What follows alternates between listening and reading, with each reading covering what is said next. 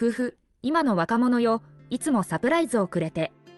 でもあいつの懸賞金はしばらくはあげられないんだよ。有名なバンギス社長を覚えている人はいますか？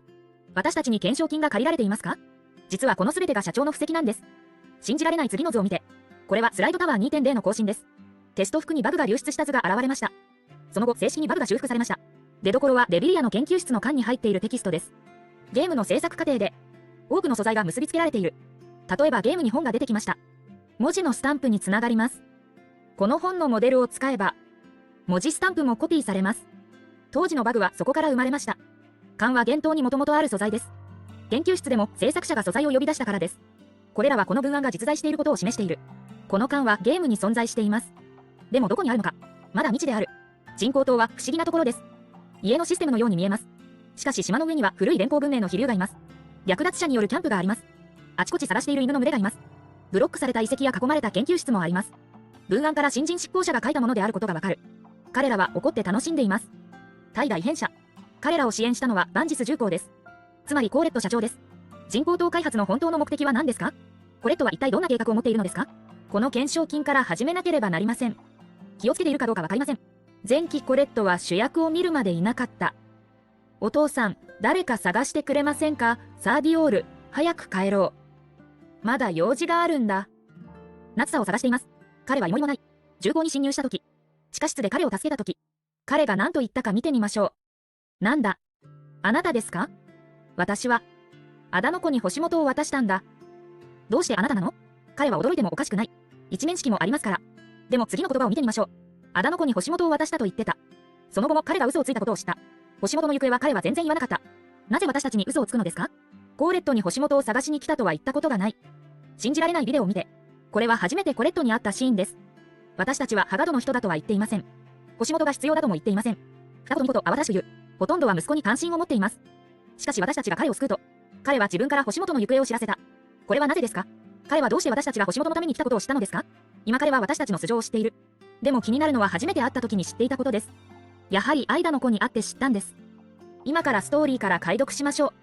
星島ハーノードを閉鎖しました。避難所に戻りましょう。パルたちと別れを告げた。避難所は結局私たちの居場所ではない。セリーヌの会話にはシャゾをかばっていたものもあった。傘も仕方なく。である、彼とサリーが無事に帰ってきてほしい。二人は本当に何かうんざりしているのだろうか。次はスケートボードソース機をくれます。この状況から推測すると、元気も海義徳や旧連邦制です。古代文明が残る可能性は決して高くない。流れに沿って下る。わけのわからない結界を経て、バンジス港に来ました。ここもサリーが問題のあるジャンプドアを使っています。送られた場所。ちょうど出かけたところで無駄足をご馳走した。平和記念祭に参加したヒルダ。二人の犬に囲まれていました。もし私たちが時間通りに駆けつけなかったら、この二人のハイエナは殺されたかもしれない。ターミネーターも雑魚ではない。ここに犬がいてくれた言葉に注意してください。コレットに物資を交換する。どうやらハイエナも知恵がないわけではありません。彼らは人質を誘拐して交換することもしている。英雄が美を救うと思っていました。主役のヒルダがいなくても全身が下がることに気づきました。ヒルダは避難所に行けないと言ってた。これも彼女の本来の目的地です。幻冬は細かいことが多いですね。でも見られるプレイヤーは10分の1に満たないと思います。擬態会話にも見られる。キャラクターの間には関係がないわけではない。多くのキャラクターが相互作用しています。ファンタジーゲームにはストーリーがある場所以外は、すべてストーリーです。3した防御を除いて小兵を始末する。リーダーが出てきた。白い稲妻とあだ名。前期はサプライズの怪物だった。彼は電磁波の奇襲技術を持っている。でも太って殴られるのは避けられない。ヒルダを助けて。白い稲妻に賞金があることが分かった。白い稲妻の賞金だよ。これはコレット様が直接発表したんだよ。ここの犬がいるのは1日2日ではないようですね。今宮が言ったことに気をつけて。彼女の情報庫はどこから来ましたか？宮自身の貯蔵なら。明らかにリアルタイムでは更新できません。ここは明らかにネットに接続しています。前から風が推測していました。現在情報ベースを構築する実力があるのは、一つはハガドです。もう一人は枝の子です。ミアはハイガルド情報を呼び出して再びハンマーを使うことができる。でも不思議なことに初めて検索してコレットは見つからなかった。ミアが誤字したと言われている。文案の中の字も皆間違っている。でもミアは言語モジュールに問題がある。彼女の入力紹介機能は問題ありません。彼女が検索したのは相変わらずコレットだ。ただ彼女はうまく表現できなかった。ここではコレットという人を紹介します。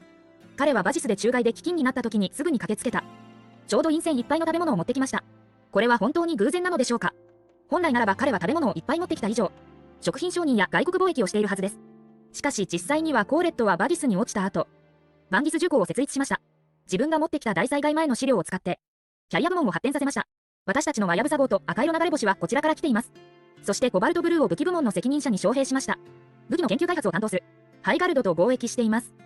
軍工企業でもあります。同時に他の勢力とも取引していると疑っています。彼の台頭は運というより、むしろ計画されています。バンジスの仲介が彼に関係しているとは思えないが、しかし食べ物を利用して支配目的を達成することは目に見えます。今彼のコレットはバンジスで神のような存在だ。このような人は道理では無名であるべきではない。しかしミアの最初の検索は何の結果も見つからなかった。2回目はバンギス工業社長のラベルをつけた後、彼の個人情報を検索したんです。彼の個人情報は改ざんされたことがありますか？これでわかるのは社長としての後のことだけです。でも彼は何をしていましたか？これは海家督内部の秘密ファイルか。ミアは調査する権利がない。コーレットがファイルを改ざんしたか。コレットの過去も有名な研究開発者だったと思います。妻のアンナが亡くなった後、彼はディオールの治療方法を考えている。ハガドの暗黒面は怖い。アイダのこの改造も安心できない。だから彼は最終的に自分の勢力を設立することを選びました。ちょうどバジスが仲介で飢饉に見舞われた。だから彼は船の食べ物を買いました。救世主のようにバンギスに来た。自分の居場所を見つけた。ここミアが言った後半の言葉は面白いです。彼にコレットを呼んで腹の音を知ることができる。かわいいね。かわいい。君はどうして私をイライラしているのか。主役の心は皆人を探している。ミアはまだ元老島のことを気にかけている。サリーのために泣いているミアか。ヒルダがここで言ったことも下敷きだ。例年お祭りには多くの人がいます。それは証言できます。魚を盗んで食べた塔を捕まえました。しかし今回の祝日はとても寂しいです。すべては枝の子が早めに掃除しただけだ。今回雇ったのは略奪者ではありません。犬の仲間だ。アシャの勢力は互いに対立するだけではないようだ。協力や雇用関係もあります。星島の避難所に現れた監視者を思い出しました。サリーはドアが故障していました。送られてきたのはこの砂浜です。ハイエナも準備が長いようですね。枝の子の計画は各地で同期して開始された。星島が襲われる前に、バンギスこちらはすでにレイアウトを開始しております。計画の出発点は主役が捕まったことです。記憶を一掃した。その後賢者は全てを計画し始めました。主役は星島避難所の近くに捨てられた。計画が本格的に始まったことを意味する。ここの運命に背を向けたのはナツサです。ヒルダと一緒にバンギスに来た。ちょっと待って、何か忘れていませんか？シロは201避難所は行きませんか？行けば避難所が犬に襲われていることに気づきます。だから今回の祝日はシロに会えませんでした。ヒルダに誰かを探しに来たと伝えてくれ。気をつけてね。万能島のことはまだ話していません。今まで宮だけがそう言っていた。でもヒルダは気にしなかった。ヒルダは見返りに一緒に人を探すことにした。ヒルダと一緒にコレットの逆鱗にあった。病気の息子ディオール。遺伝病だけでなく、まだ不治の病だ。人生は終わりの下でも本当に悲惨だ。ディオはコーレットが重要なことを処理していると言った。ここに2つの推測があります。一つは人工島を開発することです。人工島は重要ではありません。人工島に投資するプロジェクトが重要です。誰かが抑制器を作ることができるなんて。これが成功すればハイガルドの独占を破ることができる。ちなみに星島避難所でも解読抑制器が研究されています。情勢は穏やかではないことがわかる。2つ目は枝の子との取引かもしれません。星元を渡す。枝の子が息子を救ってくれた。ディオールは親切な富2代だ。ヒルダの機嫌を取っているような気がするけど、夏サマンに承諾してくれると聞いて。でも次のコレットの言葉を見てください。サーディオール早く帰って、まだやることがあるんだ。コーレットは助けてくれとは思わなかった。ローギツネはローギツネだ。私たちは身元がわからない。しかし白の稲妻を打ち破る実力がある。彼は私たちの身分を疑い始めている。後続のストーリーから見ることができる。彼は私たちも星元を探していることをしている。彼は私たちの実行者の身分を知っていると思います。でもどうして知ってるの？まだ謎だ。コレットはディオールに体が許せば祭りに参加させることができると言った。結局みんなが知っていた。息子を騙して家に帰ったクズ親父。父の愛は本当です。少し過保護になりました。お父さん、白い稲妻の中からヒルダを助けました。あなたが前に発表した任務の懸賞金、白い稲妻を破ったのか。私たちが白い稲妻を破ったことを知って、彼は好意を抱くようになった。まず懸賞金は現金に換えられないということです。これは嘘に違いない。彼は闇市場と密接に取引しているだけでなく、バンジスの小売菓子も経営しています。この点でキングは最も発言権がある。コーレットがお金がないというのは不可能だ。彼は私たちに戦闘装置を送ってくれた。その名を送るという。私たちをネズミにしています。そしてテストが達成されました。そして人工島計画に招待されました。本当に一歩一歩計算です。風ちゃんは以前から幻灯は人工島にあると言っていました。コーレットの配置のせいです。人工島に抑制器を開発するプロジェクトがあります。これはきっと生臭い雨になるだろう。略奪者も犬も島に入った。残念ながらその後廃屋になるはずだった。ビラを直接回転させた。ディオールが誰かを探すと言った時、存在しない。コレットは聞いたことがない。主役もびっくりしてポカンとしている。ヒルダ、このコレット社長。コレットは復刻本に匹敵するスピードでひっくり返った。ヒルダは場を丸くするしかなかった。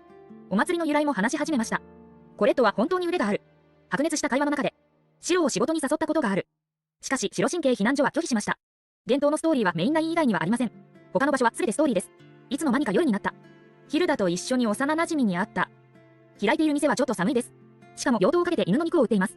ここから主役の上昇が高いことがわかる。仕事があると聞いたとき、自分から引き受けた。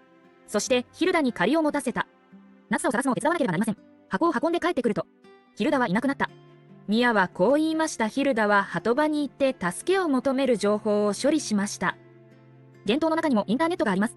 全員がインターネットに接続できるようです。プレイヤーだけはダメだ。鏡も同じです。いつゲームでネットサーフィンができますか？ヒルダを見つけたついでに風船を持ってきた。そしてカラスマのそばに連れて行かれました。カラスマは星島避難所の出身です。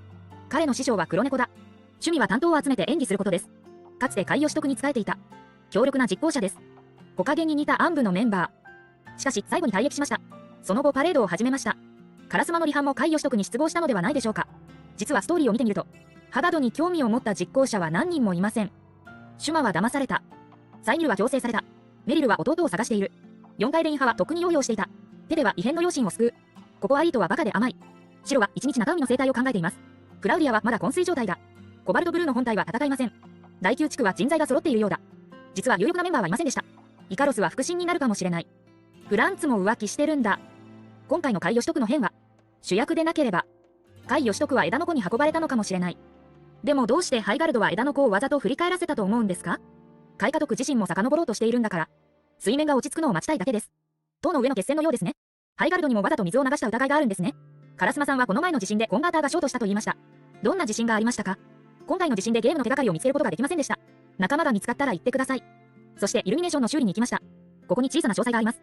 直したランプには電光が点滅しております。塔はいつも誰も注目していないところで細かいことを心がけています。今左の2人の美人に気をつけてください。彼女たちが話していることはまだ爆発的だ。興味のあるものはゲームに行ってみてください。その後私たちはイルミネーションをつけた。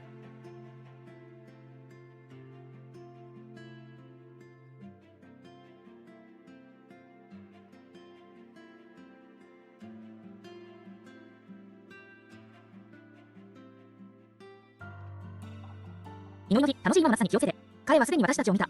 しかし自分からは来ませんでした。フリガがそばにいるから。もしコンカタスクが動いていたら、必ず私たちを巻き込んでしまう。サリーのことは私たちとは関係がないけど。でも、シャゾは今も主役をかばっています。ナツサは人間味がないと思っている人が多いです。実は彼は主役を巻き込みたくないだけです。でも彼は知らなかった。私たちは巻き込まれただけでなく、やはり計画の中で最も重要な駒です。彼らと一緒に砂浜に行きます。ナツサはもういなくなった。新しいボス中黒ギャレットが現れた。彼こそバンディス地域のボスだ。こちらの計画を担当しているのは彼です。しかしフリガとシャツオは降下してきました。地位が2連に追い込まれた。枝の子はバンジスでの配置は安定している。まず犬の助けで行商人を追い払った。祝日の人を少なくします。そして祝日の日にやることを選びました。このような重工の守備も最も弱い。バンジスの重工に大量のスパイを入れた。主役がいないと言える。計画は完璧である。次は殴られるコーナーです。フリガの言うことを見て、シャゾが主役をかばっている。シャゾの態度もハンマーで打ちました。意外なことを言わない。私たちは負けました。しかしフリガは私たちを排除しなかった。擬態会話からわかるのは、フリガは私たちに少し特別な感情を持っている。しかし謎々人は、漂おうとしない。目が覚めたらミアがいた。そして口を開いてナツサがいるかどうか聞いた。この時は普通誰に襲われたのかと聞きますよね。でもミアの質問は主役が誰に襲われたかを知るようなものだ。まだナツサがいるかどうか確認しています。賢いのはいいことだけど。でもこれはちょっと頭が良すぎます。バンディスに戻ります。ヒルダと一緒にホテルに来た。英語があまり上手ではありませんが。でもこの建物は標的場だと思います。この大きな看板を見てください。どう見ても拳銃2丁のようですよね。今夜の後、枝の子の計画に本格的に触れることになります。アイダの子はどうやって浸透したのですか？ナツサがここに来たのは何のためですか？コレット社長はハイガルドと枝の子の間でどう選びますか？全ては事後を待たなければならない。今期はこれで終わりです。枯渇に注目する。違う幻の塔を体